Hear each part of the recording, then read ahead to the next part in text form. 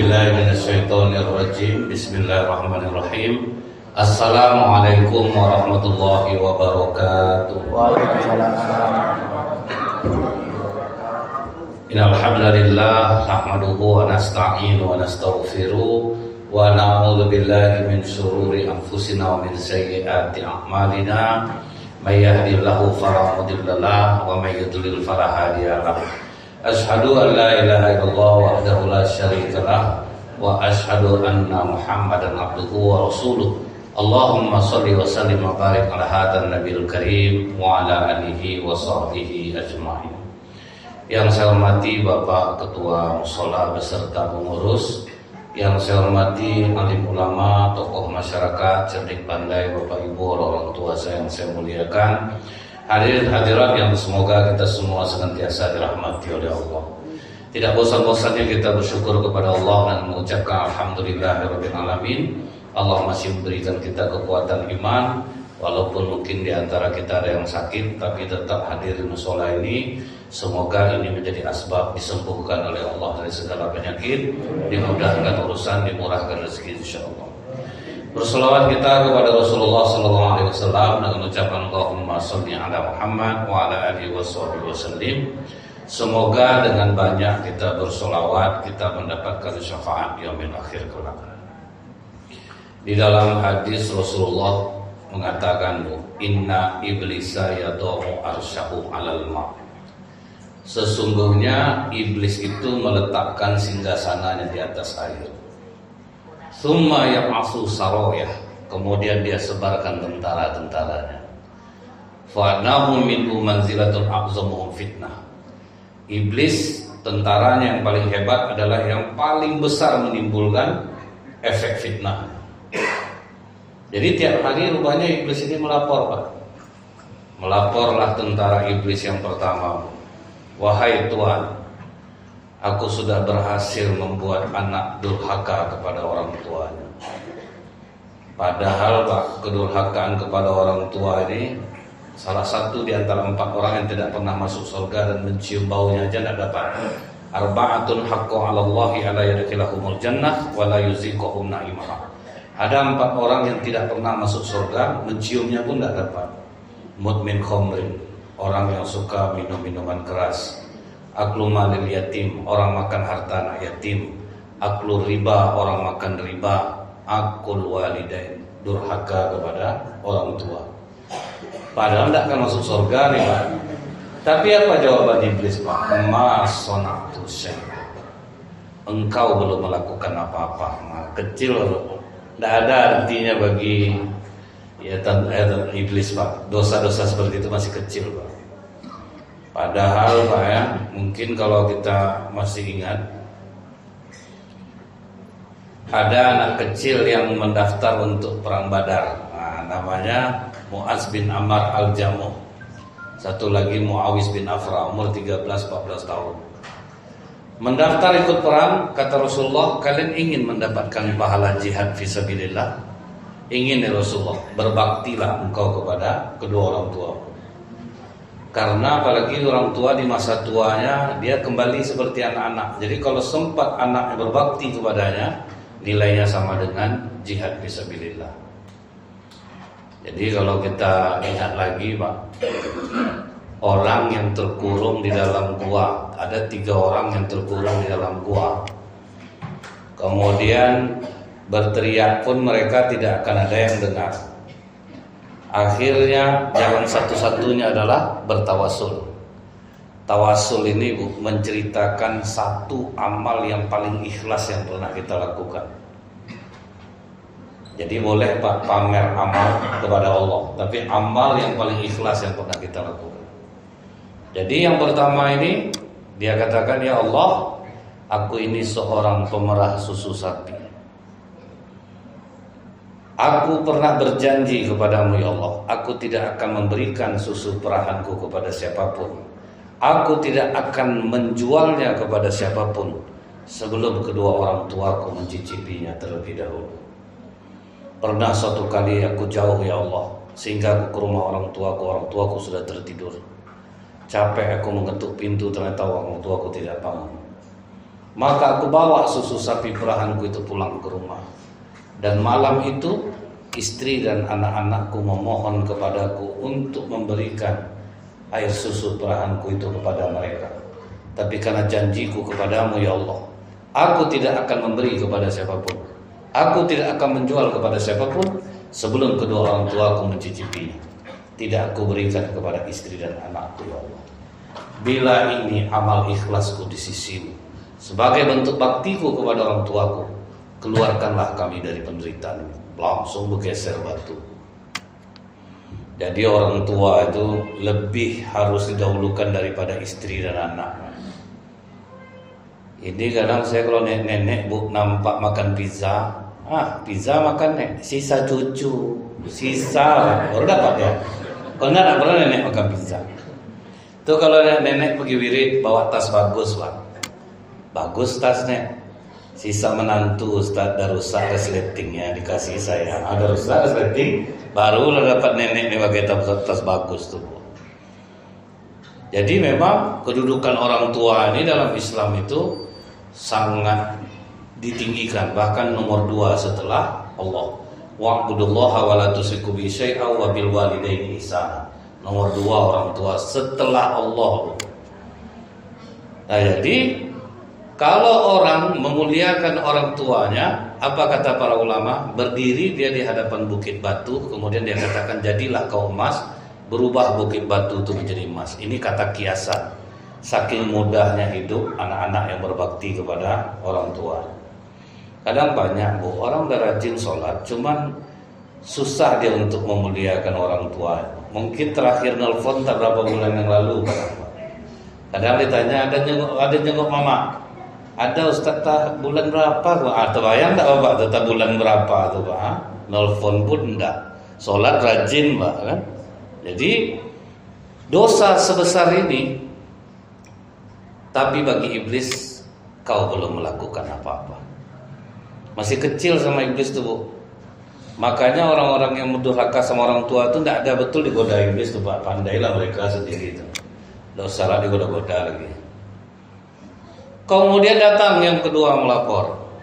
Wahai Tuhan, aku sudah berhasil membuat orang mencuri. Padahal hukuman mencuri kan besar dalam Islam pak. Mencapai nisab, potong tangan. Tapi kata iblis, ma sonatu syai'a. Rasulullah aja mengatakan, bu anakku Fatimah mencuri, aku potong tangannya. Begitu betul pak ya. Tapi bagi iblis itu belum dosa lagi. Makanya orang santai curi kota infak di masjid kadang pak kan. Santai aja bu. Saya masih ingat lupa ya. Di Masjid Agung An-Nur itu saya masih kecil-kecil baru. Jadi kotak-kotak infak yang berjalan Idul Fitri itu pak, dimasukkan ke suatu ruangan, satu yang jaga pintu, satu tukang bongkar di dalam. Santai aja pak. Ada kadang bu kalau zikir terpejam-pejam matanya, di kotak infak lalu juga. Kalau ditengok zikirnya tak kena betul-betul jujur betul ya. Karena dia tidak digoda iblis bu, santai aja iblis pak. Karena itu kecil bagi iblis baru bu. Makanya orang sebebasnya mencuri, kecuali di Mekah ya bu ya. Di Mekah itu pak, 1 hari kejahatan di Amerika sama dengan 1 tahun di Arab Saudi. Saking kecilnya orang berbuat jahat. Kecuali orang-orang luar pak, orang-orang luar ya banyak jahat di sana bu. Di foto-fotonya ibu di Jabal Rahmah diminta 5 juta. Itu udah baru-baru baru tertangkap bu kan. Azab sama Indonesia dibuatnya pak. Nah kemudian datang lagi yang ketiga. Wahai Tuhan, aku telah berhasil membuat sepasang muda-mudi berzina. Nah padahal berzina ini kan besar hukumannya dalam Islam pak. Di zaman Rasulullah bu, sampai tidak ada orang yang tertangkap berzina ini. Saking susahnya pak, karena syaratnya 4 orang saksi. Adalah 2 orang bu, perempuan 1 laki-laki 1 ngaku ke Rasulullah dia telah berzina, sampai akhirnya dia dirajam. Dia sendiri minta, kalau udah disuruh Rasulullah pulang aja loh. Tapi dia tetap datang dia balik minta dirajam. Dah lahir anaknya mintanya balik Pak dirajam. Disuruh susu kan dulu anak kau 2 tahun. Setelah berulang-ulang barulah dilakukan hukuman rajam. Dan sebesar ini dosa Bu ya, berzina. Tapi kata iblis, ma sona'tu syai'a, engkau belum melakukan apa-apa. Tapi datang tentaranya yang terakhir Pak. Bentuknya tidak dosa nih Bu. Bentuknya ringan aja. Wahai Tuhan, aku telah berhasil membuat sepasang suami istri bercerai. Kan biasa tuh Pak. Apa kata Raja Iblis? Fayudni minhu fayaqul ni'ma anta. Engkaulah sebaik-baik pengikutku. Langsung dikasih mahkota di kepalanya. Makanya tinggi perceraian di Riau nih Pak. Untuk Indonesia, Provinsi Riau rekor Pak. Memang tinggi kasus perceraian. Bentuknya kan tidak dosa Pak. Rupanya itulah iblis yang paling berhasil, yang bisa membuat orang berpisah rumah tangga. Ya macam-macam caranya Bu ya. Kalau kita lihat, apakah rumah tangga Rasulullah tidak ada pertengkaran? Ternyata ada. Masalah ekonomi pun ada Bu ya. Mungkin Bapak Ibu masih ingat di sini. Rasulullah didemo oleh istri-istrinya, bayangkan Bu. Kita satu udah malas pulang Pak. Kalau itu ditanya, buat duit nak bang, ini mau beli susu anak ini segala macam, mungkin udah malas pulang. Ini Bu, sebanyak itu datang Pak. Nampak oleh Abu Bakar dari jauh, ngapa rame-rame orang itu? Aisyah ada pula di dalam tuh. Datanglah Umar bin Khattab, anakku ikut juga, apa masalahnya? Dapatlah kabar Bu, istri si Rasulullah minta tambah belanja. Jadi bukan tidak ada masalah istri minta tambah belanja itu, kan terasa kekurangan dia minta tambah dia belanja. Apa yang dilakukan oleh Abu Bakar dan Umar? Langsung lebih dahulu datang ke tempat Rasulullah. Berarti kan ada masalah rumah tangga Rasulullah. Duduk Abu Bakar di kanan, Umar bin Khattab di kiri. Duduk pula istri-istri Rasulullah di depan. Satu pun tidak ada yang berani ngomong, takut Pak. Ada Abu Bakar, ada Umar di depan. Ini mertua yang mantap tuh Pak. Di backupnya menantu ya. Di backupnya menantu ya Pak. Karena tidak ada yang berani ngomong, akhirnya Umar ngomong ke Rasulullah, ya Rasulullah, aku ada masalah tadi pagi. Apa masalahnya? Binti Kharijah minta tambah duit belanja. Apa yang harus aku lakukan ya Rasulullah? Dibisikkanlah oleh Rasulullah, masalah kita sama. Dia pun datang minta tambah belanja. Sebetulnya Umar memancing ngomong aja Pak. Jadi ada alasan dia untuk marah kepada anaknya Hafsah. Kau tahu enggak Hafsah, suami kau ini nabi. Tidak mungkin dia akan menganiaya kalian. Kalau beliau ada, tidak mungkin dia pelit sama kalian. Aku ikut aja ya, orang ini ngajak tuh ikut lah sama-sama. Ya gara-gara diajak-ajak bukan ikut. Aisyah gitu juga ditutupkan oleh Abu Bakar Siddiq bahunya. Kau menyusahkan hati Rasulullah kau Aisyah. Tidak ya, kami memang udah sepakat aja rame-rame ini. Tapi apa yang dilakukan Rasulullah? Diam. Tak ada Rasulullah ngomong Pak. Jadi kalau istri tak tambah belanja, tak perlu jawab Pak, diam. Ini cara Rasulullah Bu. Diam itu Pak ya, waduh, diam itu kan banyak orang Bu ya menyesal karena berbicara. Hanya sedikit orang yang menyesal karena diam. Makanya kalau diam kita itu perak, bicara kita emas. Tapi kalau misalnya diam kita rasanya emas, bicara kita perak. Jadi lebih baik kita pilih diam Pak. Nah Rasulullah diam waktu itu Bu. Tidak ada sedikit pun komen. Tetapi Rasulullah tidak pulang ke satu rumah pun istri-istri beliau. Betul-betul diam Pak. Tidak pulang. Jadi mertua yang hebat tuh mertua Rasulullah ini Pak, di backupnya menantu ya. Kalau sempat macam dengan kami ini Bu kan, Pak anak bapak minta tambah belanja Pak, macam mana caranya Pak? Aku kan dari dulu tak suka sama kau nih. Kau gak keras sama anakku. Kau bercerai kau dari anak aku, bisa aku nanggung hidup anakku nih. Susah Bu, karena kalau macam-macam kita manusia ini kan banyak betul kesalahan Pak, banyak berbohongnya. Kadang pulang ke rumah macam-macam acting tak berduit nih Bu. Ada dapat duit Bang, 100 cuman deh. Serius 100 nih Bang. Bersyukurlah deh, orang banyak. Nggak, aku cuma nanya betul 100 nih duit abang. Terimalah tuh. Nggak, ini sekali lagi aku tanya betul hanya 100 uang abang Bang. Astagfirullahaladzim deh. Nggak nyangka aku macam ini. Nggak ada uang abang selain itu lagi. Alhamdulillah, kata istri. Heran suaminya, nggak apa-apa alhamdulillah. Aku dapat duit 5 juta dalam sepatu di bawah belakang. Dapat sama kau. Dapat. Uang apa tuh Bang? Uang sial, kata suaminya. Apa uang sial Bang? Udah sejauh tuh aku sembunyikan dapat juga. Itu maksud sial tuh. Ya kadang banyak betul Bu ya yang suka berbohong sama istri masalah keuangan. Tapi ingat lagi Pak, memang betul yang seperti kita kaji waktu masalah Rasulullah itu Bu ya, uang suami ini memang 100% milik istri. Tapi tengok istrinya juga Pak. Kalau sempat istri bapak pandai, dia membagi itu di belanja abang, dikasih mama abang, bapak abang, tidak masalah Pak. Kalau udah sampai payah minta tuh Pak, itu tuh yang payah kita. Kalau macam itu tipe istri bapak pandai-pandai lah Pak. Pandai-pandai. Ajak anak kerja sama Pak. Kalian kalau ngasih bapak uang jangan tahu mama. Kenapa gitu Pak? Kalau udah sampai tangan mama minta lontong, bapak betul-betul lontong yang dapat. Tidak pernah ada risoles, kerupuk cabai, telur. Kadang bapak pengen juga. Memang betul 100% memang uang milik istri. Nah, tapi tengok juga dalam mengamalkan itu.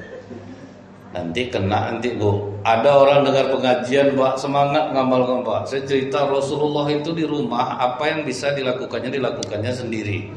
Membantu istri, bukan hina kita di mata istri, bahkan mungkin mulia kita di mata istri. Tapi rupa tidak cocok untuk istri dia. 3 hari kemudian teleponnya saya amalkan Ustaz, menyesal saya katanya. Kenapa gitu Pak?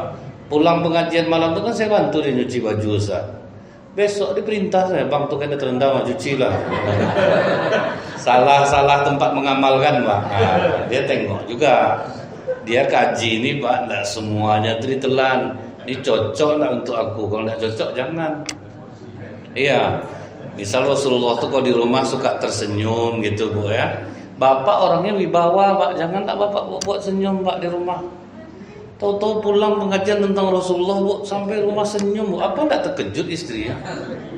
Ya Allah Bang, ninggalkan perangai suami aku. Bebelas tahun menikah enggak pernah senyum, tahu-tahu pulang pengajian senyum tuh terkejut istrinya. Macam biasalah Bang, mau takut lah aku nengok abang.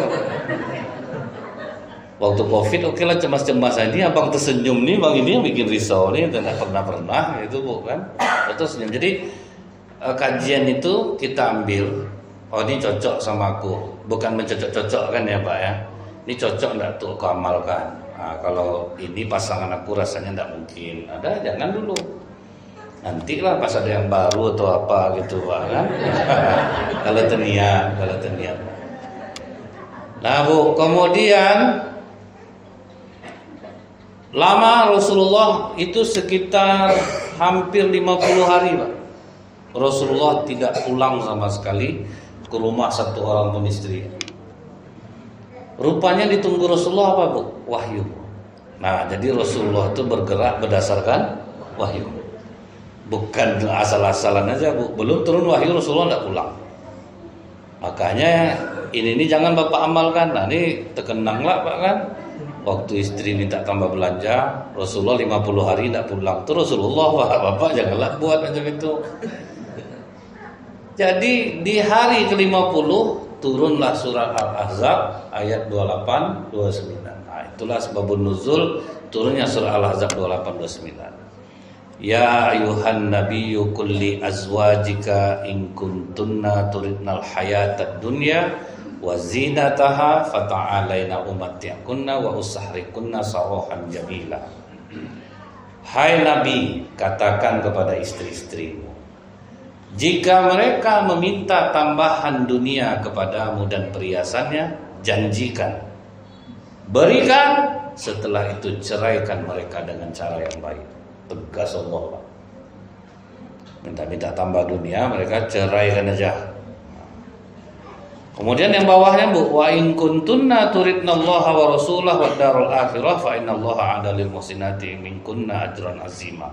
Tapi apabila mereka mencari keridhaan Allah dan Rasulnya dan mengharapkan pahala di akhirat, maka Allah janjikan bagi siapa yang berbuat baik di antara mereka. Dah ada turun 2 ayat nih Bu kan. Rasulullah yang pertama kali ditemuinya adalah Aisyah. Aisyah, sudah lama kita tidak berjumpa. Iya ya Rasulullah, untuk permasalahan kalian meminta tambahan belanja kepadaku, Allah telah memberikan keputusannya. Setelah kau mendengar ayat ini, jangan buru-buru kau memutuskan. Berdiskusilah kau dengan orang tua kau terlebih dahulu. Dibacakan Rasulullah lah 2 ayat ini Bu.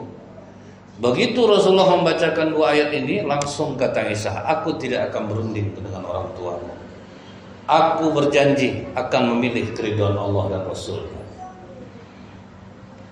Tapi tetap juga Pak, rasa ingin menguasai itu ada. Kata Aisyah, ujungnya apa Bu? Tidak usahlah sampaikan ayat ini ke yang lain. Artinya apa? Ada keinginan untuk menguasai sendiri itu Pak. Jadi biasa sebetulnya Bu. Kalau tidak tahu yang lain kan nanti semuanya kan terpisah Pak, gitu kan, untuk dia aja sendiri. Kata Rasulullah, tidak Aisyah. Aku ini guru bagi kalian dan seorang nabi. Aku ini ingin meringankan kalian, bukan untuk memberatkan kalian. Ayat ini untuk kalian semua. Akhirnya disampaikan Rasulullah Pak ke seluruh istri-istri beliau. Akhirnya seluruh istrinya sepakat, kami ingin mencari keridhaan Allah dan Rasul. Ya, makanya istri-istri Rasulullah Bu akhirnya punya pencarian-pencarian sendiri Pak. Ada yang jualan untuk menambah kekurangan itu. Yang tidak ada bersabar, yang ada saling membantu. Jadi ada kok masalah yang seperti ini, biasa aja sebenarnya Pak. Cuman kalau sekarang banyak orang menyalahartikan ayat ini Pak. Dia rajin ibadah tapi pemalas Bu. Tidak mau kerja nih Pak. Istri kerja. Bang, aku salut nengok ibadah abang nih Bang. Cuman anak udah makin besar, biaya sekolah mahal. Berilah aku tambahan Bang. Tolong juga lah ekonomi kita nih. Kata suaminya, adek beriman gak dengan Al-Quran? Beriman Bang, duduk dulu abang bacakan ayat itu. Dibacakan ayat ini. Padahal pangkal ayatnya apa Bu? Ya ayuhan nabi. Berarti ayat ini khusus untuk nabi. Dibacakan, katakan kepada istri-istrimu, jika mereka meminta tambahan dunia dan belanja kepadamu, janjikan, berikan, setelah itu ceraikan mereka dengan cara yang baik. Mau ada abang ceraikan? Ayat tuh Bang, ayat lah, tengoklah. Enggak lah Bang, berarti ingkarlah aku sama Al-Quran jadi. Tapi adek baca di bawahnya. Jika adek menginginkan Allah dan Rasulnya dan negeri akhirat, ridho adek abang nganggur. Adek kerja, Rasulnya abang makan. Bocor atap, adek manjat ke atas. Pokoknya apa aja kerjaan tak mau adek libatkan abang. Apa janji Allah? Akan diberikan pahala yang besar bagi siapa yang dikehendakinya. Karena kata istri ini ayat Al-Quran tuh nurut dia Pak. Itu yang takutnya terjadi Bu. Salah dia mengartikan asbabun nuzul turunnya ayat ini. Jadi ayat ini khusus untuk Nabi dalam permasalahan istri meminta tambahan belanja kepada Rasulullah SAW. Apakah sekali itu saja ada masalah di rumah tangga Rasulullah? Ternyata tidak. Jadi Rasulullah pernah berantem sama Aisyah Pak. Aisyah terus menjawab Bu. Kata Rasulullah, Aisyah stop dulu. Sepertinya ada iblis di dirimu. Dibalas oleh Aisyah, apakah juga ada di dirimu ya Rasulullah? Ada. Tapi Allah menolongku untuk mengalahkannya. Jadi ibaratnya kalau sedang bertengkar, stop dulu. Kalau rasanya meruncing, stop dulu. Makanya kata Rasulullah, aku tahu satu kalimat yang apabila dibacakan, orang berdua bertengkar, dibacakan kalimat itu, maka redalah amarah mereka. Apa itu ya Rasulullah? A'udzubillahi minasyaitonirrajim. Jadi ini sering-sering ditabung, Bu. A'udzubillahi minasyaitonirrajim. Jangan pas bertengkar dibaca, Pak. Menjadi bertengkaran dibuatnya, Bu. Sedang bertengkar sama suami, datang istri. A'udzubillahi minasyaitonirrajim. Suami, Pak. Kurang ngajar adek sekarang ya. Berani bilang abang setan katanya. Itu gitu jadinya, Pak. Aku tahu kapan kau marah Aisyah, dan aku tahu kapan kau ridho, kata Rasulullah. Dari mana kau tahu ya Rasulullah? Kalau hatimu sedang enak kepadaku, kau akan bersumpah demi Tuhannya Muhammad. Tapi kalau kau sedang tidak enak sama aku, kau akan mengatakan demi Tuhannya Ibrahim. Maka kata Aisyah, betul ya Rasulullah, tapi aku hanya menjauhi namamu, tapi hatiku tetap bersama Allah. Nah, jadi bertengkar itu ternyata hal yang biasa. Jadi pernah lah Pak, Rasulullah ini kalau pergi bepergian tuh Bu, istri itu diundi siapa yang ikut. Nah kali ini Pak, yang ikut itu adalah Saifiyah binti Huyai dengan Zainab binti Jas. Zainab binti Jas ini Bu ya, awalnya dia dinikahkan Rasulullah dengan Zaid bin Harithah, anak angkat Rasulullah. Dia dulunya budak, kemudian diangkat oleh Ummul Mukminin Khadijah, dibebaskan oleh Rasulullah, diangkat jadi anak angkat Rasulullah. Tapi walau gimana pun dia budak hitam Pak. Sementara Zainab binti Jas itu perempuan bangsawan. Jadi kata Rasulullah, Zainab, terimalah Zaid. Tidak ya Rasulullah, aku tidak mau. Apakah kau menolak perintahku? Terkejut Zainab Pak. Kalau kau yang memerintahkan, aku mau. Akhirnya menikah Bu. 10 tahun menikah, tidak ada cocok-cocoknya, berantem terus Pak. Karena Zainab merasa dirinya bangsawan, Zaid merasa dirinya budak. Jadi berkelahi terus Bu. Makanya kata Rasulullah itu kalau menikah, menikahlah dengan yang sekufu. Karena itu bagian yang dianggap Rasulullah menjadi satu ujian bagi Rasulullah waktu itu menikahkan Zainab dengan Zaid. Akhirnya Zaid bercerai dengan Zainab. Kemudian Allah perintahkan Rasulullah untuk menikahi Zainab. Wah, itu tuh yang goncang Rasulullah. Apa kata orang? Nah, inilah satu-satunya pernikahan Rasulullah kalau yang bisa disembunyikan sama Rasulullah. Waktu menikahi Aisyah Bu, tidak ada fitnah bagi orang Quraisy. Tapi begitu menikahi Zainab Pak, baru boom. Macam tidak ada perempuan lain, masa istri anak angkatnya sendiri ya gitu-gitu tuh Pak. Tapi gimana lah perintah Allah Bu, dinikahkan Allah Rasulullah dengan Zainab. Bahkan yang meminangnya adalah Zaid Pak. Jadi sahabat tuh Bu, tidak ada terkecil hati masalah perempuan ini. Padahal istri dia tuh Pak, bekas istri dia, dialah disuruh meminang, tetap damai. Kalau kita tuh Pak, sampai beranak cucu musuhan tuh Pak. Ya coba lah Bu, ada sahabat Rasulullah Salman Al-Farisi, dia naksir dengan saudara dari Abu Dzar Al-Ghifari. Jadi siapkannya tabungan, tolonglah sampaikan ke pamanku Abu Dzar, aku mau menikah dengan anak perempuannya.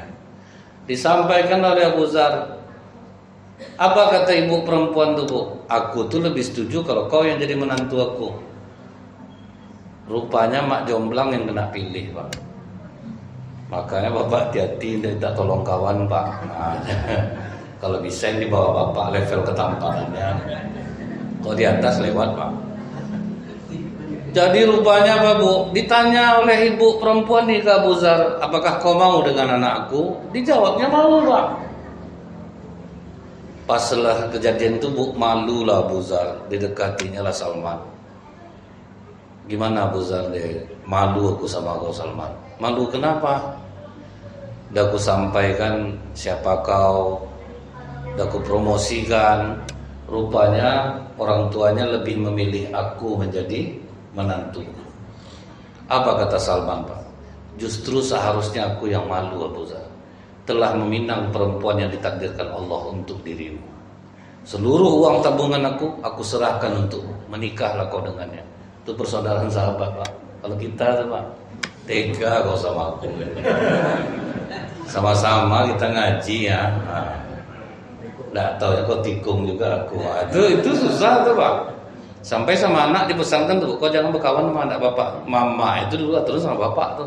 Itu pesannya tuh turun temurun tuh Bu, dikasih tahu. Jadi Zainab ini bangsawan Pak. Makanya dalam Islam ini Bu tetap itu menjadi pilihan bahwa tidak bisa kita nikah sembarangan itu Pak. Mesti yang sekufu, selevel, supaya jangan nanti terjadi kejadian seperti Zainab dan Zaid lagi. Nah, waktu diundi itu Bu, Zainab ikut, Saifiyah ikut. Zainab ini termasuk istri Rasulullah yang bangsawan. Jadi dia punya unta itu ada 3 ekor Bu. Saifiyah ini keturunan Yahudi Pak. Nah, dia bapaknya meninggal, dia ditawan, kemudian akhirnya dinikahi oleh Rasulullah. Cuman ada kelebihannya Bu, masak paling hebat di antara istri-istri Rasulullah, paling enak masakannya. Jadi waktu bepergian tuh dia banyak bawa alat masak Pak. Tapi ontanya lemah, sakit. Jadi kata Rasulullah, Zainab, Saifiyah kan banyak bawa barang-barang, ontanya sakit. Bisa enggak pinjam onta kau dulu 1, kasihkan ke Saifiyah. Ngamuk Zainab Bu. Kata Zainab, apa ya Rasulullah, aku harus memberikan ontaku kepada perempuan Yahudi itu. Jadi cemburu-cemburu itu ada Pak. Mendengar itu terkejut Rasulullah Bu. 3 bulan Rasulullah tidak pulang ke rumah Zainab. Sebabnya apa? Zainab menghina suku Pak. Jadi tidak boleh menghina suku nih. Kadang orang itulah Bu, yang banyak terjadi perceraian di Riau ini kadang ya Bu ya. Bertengkarnya masalah lain sampai nanti kemana-mana jadinya Pak. Istri masak terlalu pedas, berairlah mata suaminya. Udah 16 tahun kita nikah, nggak tahu juga kau kurang cabai untuk abang dasar Minang kau nih. Tuh naiklah istrinya, abang jangan bawa suku Bang. Beruntung abang dapat kamera Minang nih. Sebetul kami orang Minang nih larang kawin sama orang Melayu ini pemalas. Tutup mulut kau ya. Dah sampai kemana-mana. Pantas saja mama kau tuh macam itu kelakuannya, ini anaknya nih. Jangan abang hina-hina mama aku Bang ya. Mama abang ingat abang enggak ada sampai kok mama. Gara-gara cabe tadi Pak. Menghina suku jadi ya. Kalau udah itu tuh kan udah meruncing dia Pak. Kalau udah sampai ke orang tua, ke suku. Maka Rasulullah marah Bu, jangan menghina suku. Di mana-mana aja Pak ya. Masing-masing suku itu yang baik-baik juga, yang enggak juga. Sama ya semua Bu. Cuman kadang pembawaan mungkin ya ada gitu Bu ya. Pas saya sedang nebas lalang Pak, saya duduk, datang tetangga saya orang Jawa, Ustadz orang Melayu ya. Iya Pak, kenapa? Dari cara nebasnya saya tahu. Kenapa gitu Pak? Kalau orang Melayu nebas lalang, nengoknya ke belakang, oh udah banyak, duduk dia lagi. Iya juga. Memang betul Pak, saya nengok ke belakang waktu itu udah banyak, duduk saya lagi. Kalau orang Jawa macam mana Pak? Kalau orang Jawa nih kalau menebas lalang tuh nengoknya ke depan, oh masih banyak lagi, makanya dia tidak berhenti. Apa mau saya jawab? Memang iya pula Bu kan? Diam aja saya lagi Pak. Kultur kadang tuh Pak ya, pembawaan itu memang ada, tapi itu tidak semua ya lah seperti itu. Nah, Saifiyah ini Bu, karena dia dihina sukunya, Rasulullah marah kepada Zainab. Sampai akhirnya Zainab disuruh Rasulullah untuk minta maaf kepada Saifiyah. Jadi memang janganlah sampai kita ini saling menghina suku satu sama lain. Saya sering juga ingat tuh Pak ya, begitu dengar saya mau nikah sama orang Minang, sebagian orang Melayu waktu itu agak ngamuk Pak. Maaf, Ustaz, kami nggak bisa datang karena orang kami udah banyak kena sama orang Minang nih. Saya bilang bukan semua orang dipukul rata macam itu. Memang orang kita Melayu ini baik semua ya kan, enggak juga Pak. Cuma kadang-kadang jadi pameo di masyarakat tuh Bu ya. Siapa menantu ibu? Orang kita Minang, hati-hati Bu. Orang Minang ini terimpit mau di atas, tekurung mau di luar. Datanglah orang mana menantu? Orang Melayu azab bapak nanti Pak. Orang Melayu ini pemalas, cobalah tanya nak kemana Cik, pasti cari angin. Apa? Padahal kan itu sebetulnya pameo Pak, ya masing-masing suku tuh ada-ada aja Bu. Jadi itu yang dihilangkan dalam Islam, jangan pernah memandang suku orang. Tapi Rasulullah pernah berpesan Bu, salah satu sifat jahiliyah yang tidak akan ditinggalkan umatku adalah menikam nasab. Suka masalah nasab nih Pak, itu tidak garis keturunan ini gitu ya Pak ya. Nah itu Bu, maka Rasulullah membumi hanguskan, jangan sampai menghina suku orang. Terjadi lagi Bu, pergolakan di rumah tangga Rasulullah. Waktu itu Rasulullah ada masalah sama Aisyah. Walaupun Rasulullah itu seorang Rasul Pak, tetap dia ngadu ke Abu Bakar Siddiq, tolong selesaikan masalah kami. Itu kerendahan hati Rasulullah Bu. Walaupun dia seorang Rasul, macam kami ustaz-ustaz ini, kalau kami ada masalah, tentu kami carilah orang yang menyelesaikan ya Pak. Tidak bisa lah gitu, ustaz tuh hebat, dia tuh sendiri selesai sama dia. Tidak lah Pak, Rasulullah aja tidak seperti itu Bu. Ngadu dia ke Abu Bakar Siddiq, tolong selesaikan kami. Duduklah bertiga Bu. Kemudian kata Abu Bakar, nah siapa yang mau menyampaikan duluan? Kata Aisyah, kau ajalah duluan ya Rasulullah, tapi tolong sampaikan yang benar, jangan yang bohong pula. Ngamuk Abu Bakar Pak, berani kau bilang Rasulullah berbohong? Ditampar Abu Bakar Aisyah.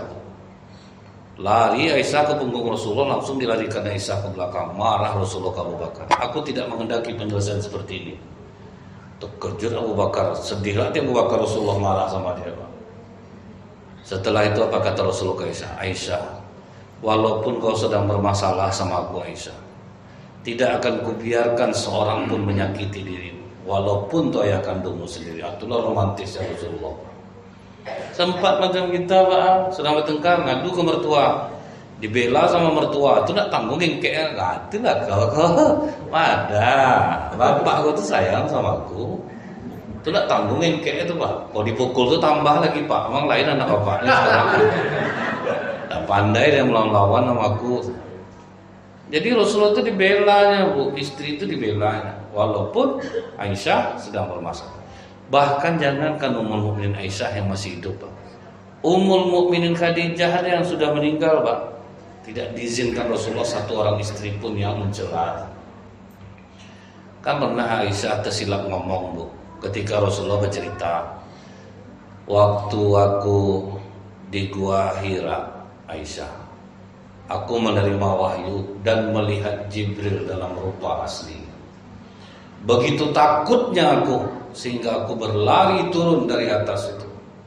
Sampai di rumah aku berteriak, Khadijah, selimuti aku, selimuti aku. Khadijah bukan mengambil selimut Aisyah, dipeluknya aku. Tentram jiwa aku rasa. Ngamuk Aisyah dengar ya Pak. Udahlah tuh, semua orang dengar itu aja Pak. Aku lebih cantik daripada Khadijah. Di antara istrimu ya Rasulullah, semua sudah pernah dipeluk laki-laki, aku sendiri yang perawat. Sampai gitu Pak, kata Rasulullah, tutup mulutmu Aisyah. Tidak satu pun di antara kalian yang bisa melebihi Khadijah. Dibela Pak. Dia bantu aku dengan hartanya di saat orang tidak ada yang mau memberi aku. Dia benarkan risalahku di saat orang membohongi aku, yang tidak menerima dakwah. Jadi jangan pernah kau mengatakan hal itu dengan tentang Khadijah. Udah meninggal aja istri dibela Pak. Dia meninggal istri pertama, nikah lagi Bu. Yang kedua ini Bu, heran lah Bang nengok adek ini. Kalau bikin kopi itu pas betul takarannya. Tak sama mendiam kakak. Mendiam kakak kadang terpahit mual menurut abangnya. Tercek-ceki istri dikubur dibuatnya Pak kan. Azab diburuk-buruk kan. Tapi Rasulullah enggak Bu. Walaupun Aisyah ini muda, cantik, nyinggung perasaan Khadijah yang sudah meninggal, ngamuk Rasulullah. Jadi Rasulullah itu meletakkan sesuatu pada tempatnya Pak. Istri ini salah, ini dibela. Istri ini salah, dibela. Jadi itu masalah dengan Ummul Mukminin Aisyah ya Bu ya. Bagaimana rumah tangga Rasulullah dengan Ummul Mukminin Aisyah, ternyata juga diwarnai dengan masalah.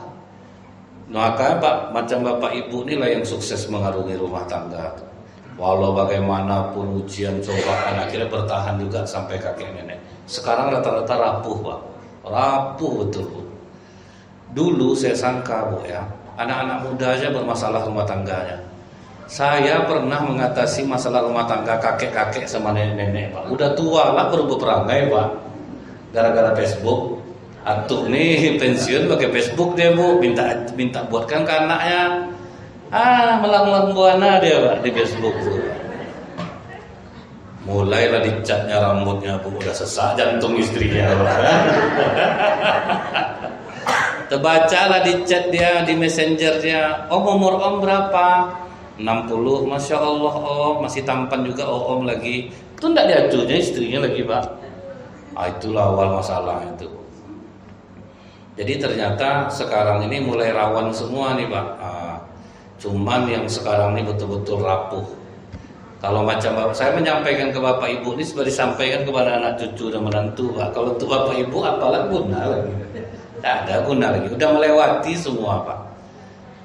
Nah jadi Bu ya, Rasulullah ini pernah ketika berada di rumah Ummul Mukminin Aisyah, datang pembantu Saifiyah ngantar lauk Pak. Rasulullah sedang duduk sama sahabat Bu, datang ngantar lauk Pak. Langsung keluar Aisyah, dihantamnya piring itu, pecah Pak. Apa kata Rasulullah kepada para sahabat? Santai aja, ibu kalian sedang cemburu. Sempat kita untuk doa. Tahu enggak abang ustad nih deh, malu abang depan orang. Udah berkali-kali kok macam ini. Atau gitu-gitu tuh Pak ya. Dia cancang Bu ya. Tapi dengar Rasulullah seperti itu, rasanya sangat tidak patut kalau para suami sok-sok menjaga hal-hal seperti ini Bu ya. Jadi inilah mungkin bagaimana bahayanya sekarang ini godaan iblis menghancurkan rumah tangga orang, sehingga mudah betul orang sekarang untuk berpisah. Mudah-mudahan Bapak Ibu bisa menyampaikan kepada anak cucu dan menantu supaya mereka kuat dengan rumah tangganya nanti. Subhanakallahumma bihamdika asyhadu an la ilaha illa anta astaghfiruka wa atubu ilaik. Assalamualaikum warahmatullahi wabarakatuh.